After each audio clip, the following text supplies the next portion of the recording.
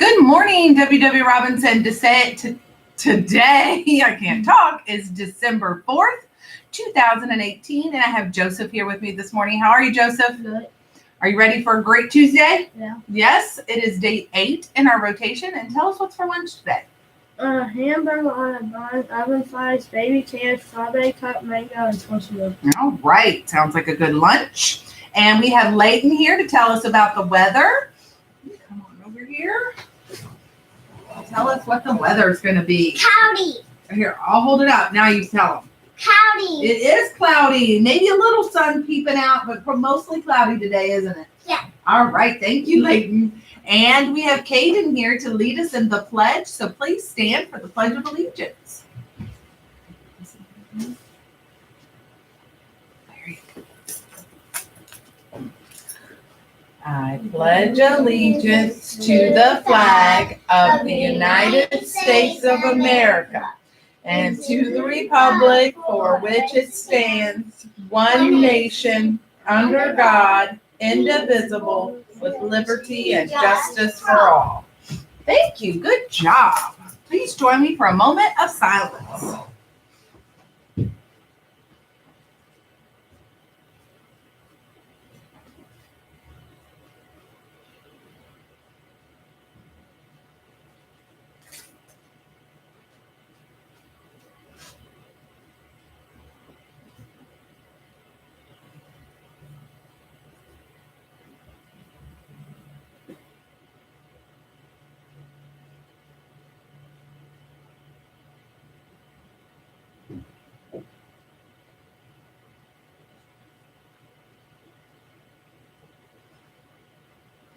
All right, thank you.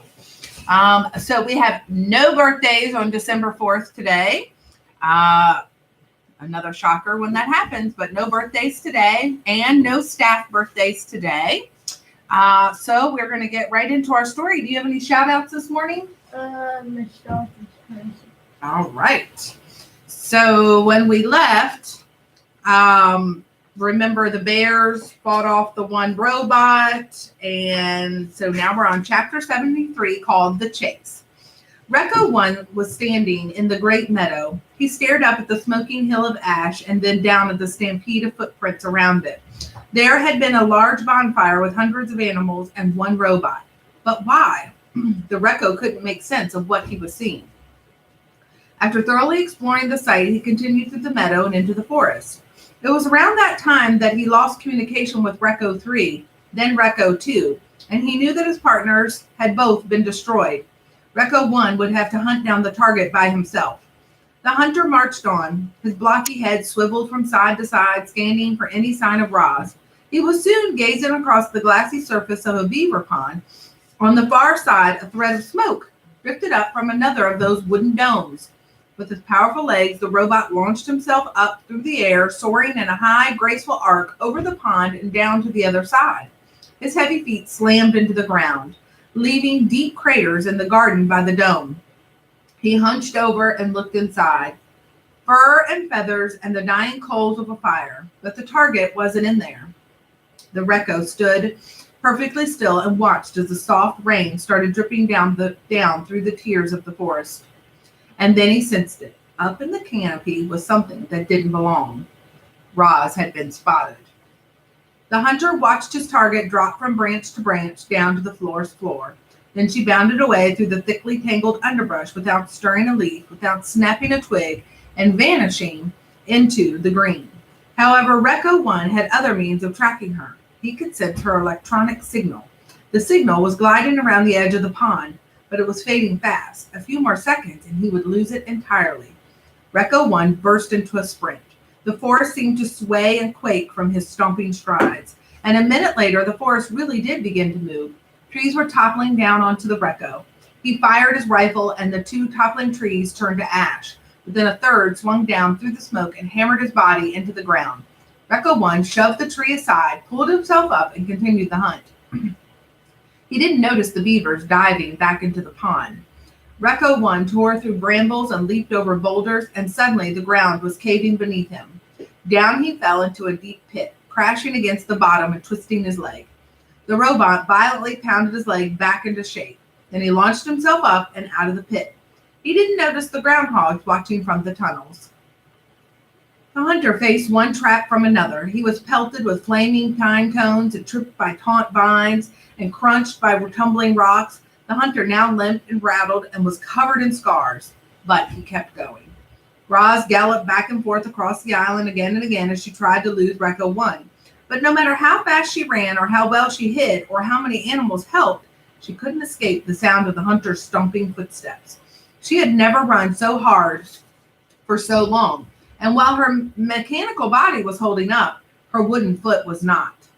Oh, I forgot about that. After hours of relentless pounding, it finally gave out. She was galloping through the rocky forest by the sea cliffs when her foot splintered apart.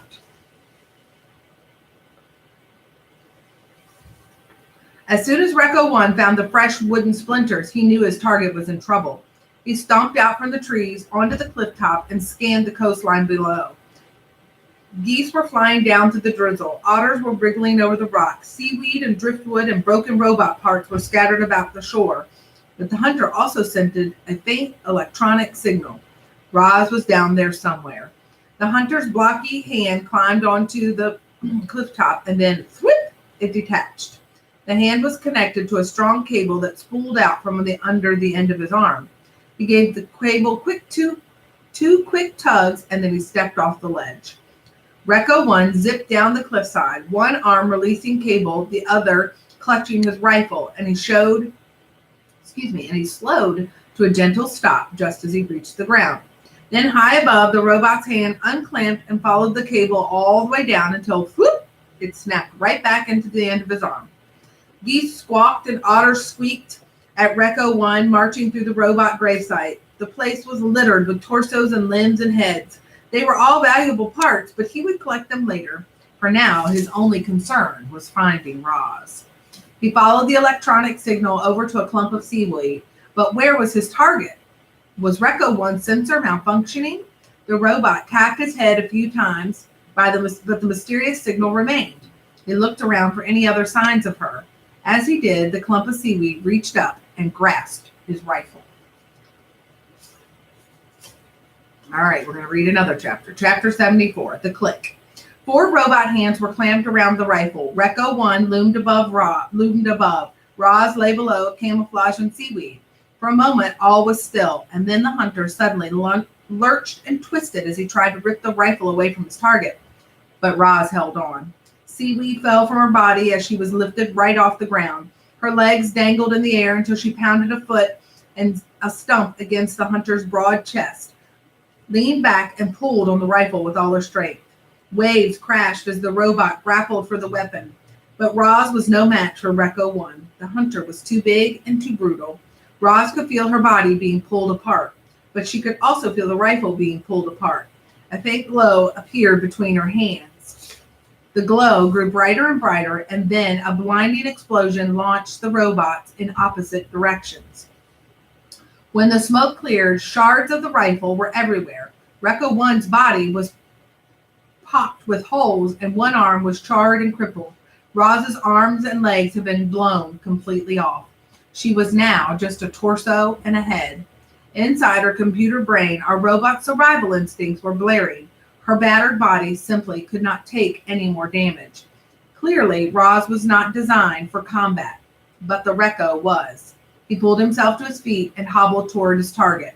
Roz wanted to get up and run away, but without arms and legs, our robot couldn't move. She could only speak. "Please do not deactivate me," she said. Recco 1 ignored her. His blocky hand reached past her face and touched the back of her head. Click.